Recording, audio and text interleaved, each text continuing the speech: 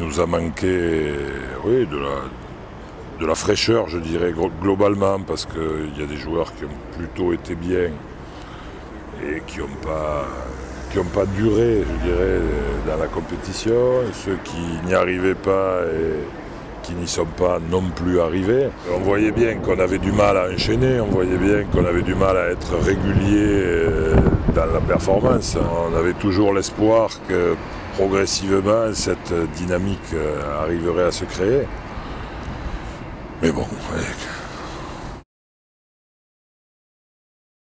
on ne peut pas dire que le contexte dans lequel on a vécu ces derniers mois a été un contexte très favorable pour l'épanouissement de chacun et pour le bon fonctionnement de l'équipe.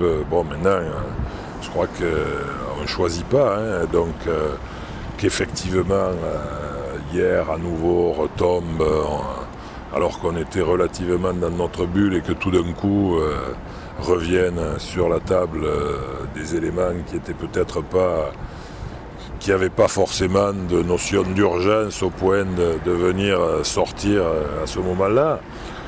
Maintenant, il suffit de voir la performance des deux joueurs concernés, qui avaient été plutôt les deux meilleurs joueurs de l'équipe jusque-là.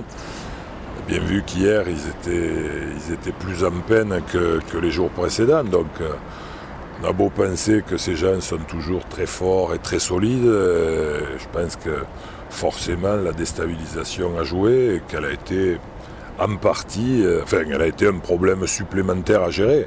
Bien évidemment, je pense que tout le monde espère une fin rapide et qu'on puisse passer à autre chose et que chacun soit directement concentré sur l'essentiel.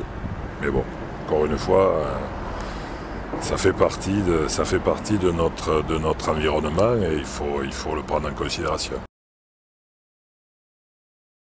Je pense qu'on a effectivement une équipe capable dans l'avenir de rivaliser avec les meilleurs, mais sûrement avec moins de domination et moins je dirais, avec sûrement beaucoup plus de partage.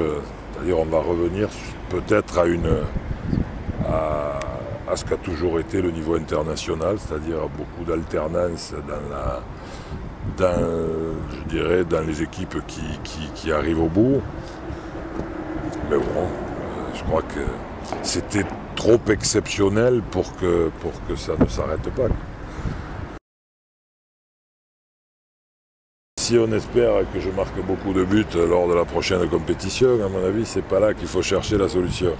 Non, mais je pense que là aussi, il faut réfléchir à voir comment on peut, nous aussi, faire avancer une organisation qui peut-être, elle aussi, se projette sur 2016. Donc, je crois que les semaines et les mois qui viennent vont nous permettre de travailler aussi à ce niveau-là. On discutera pour voir comment peut se construire l'aventure suivante. Bon, avec effectivement, il n'y a pas de raison que le staff ne soit pas également soumis à cette réflexion et à cette évolution.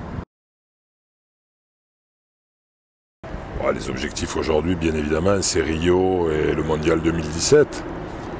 Donc, oui, je pense que... Vous savez, vous mettez Guigou en Rubia, vous mettez Sorrento, Abalo, Porte, Acambré, Baraché, Karabatic, plus des jeunes comme Gréby, Nguessan, encadrés par des anciens qui auront la volonté. Alors est-ce qu'ils iront jusqu'au terme de Rio, on n'en sait rien.